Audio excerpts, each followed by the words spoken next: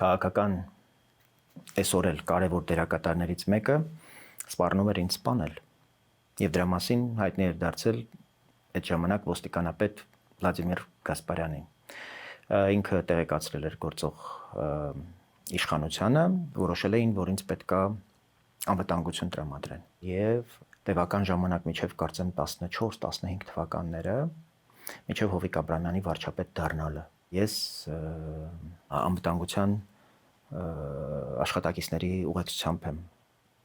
շարժվել։ Այդ մարդը այսօր էլ կարևոր դերակատար է Հայաստանի քաղաքական դաշտում, անունը չեմ տա, բայց ես եղել եւ մնում եմ իր քաղաքական հակառակորդը։ Ոլորտ էլ չեք նշի։ Քաղաքական։ Չեք դիմել դատախազություն կամ ոստիկանություն, որ ձեզ սպառնում են։ Ինձ ուղղակի սպառնալիք չի եղել։ Այդ եղել է ներքին մի քննարկման խոսակցության ժամանակ, ինձ ասեցին, որ Սերժ Սարգսյանին դիմավորելու ժամանակ այդ մարդը ասել է, որ ինձ խփել է տալու։ Եվ այդտեղ ներկա են եղել Գորիկ Հակոբյանը, ԱԾ տնօրենը այն ժամանակվա, եւ եղել է Վլադիմիր Գասպարյանը, որոնք Սերժ Սարգսյանին տեղեկացրել են, որ դա տենց նետադրություն ունի, նա էլ ասել է, որ անվտանգության հարցերը կլուծեք, երկրի գլխին պատմություն չդառնա։ Եվ այդպիսի ուրեմն շարունակություն է ունեցել, այսինքն առանց իմ կամքը հարցնելու խմբագրությունում բերել են անվտանգության մարդիկ են դրել ոստիկանությունից։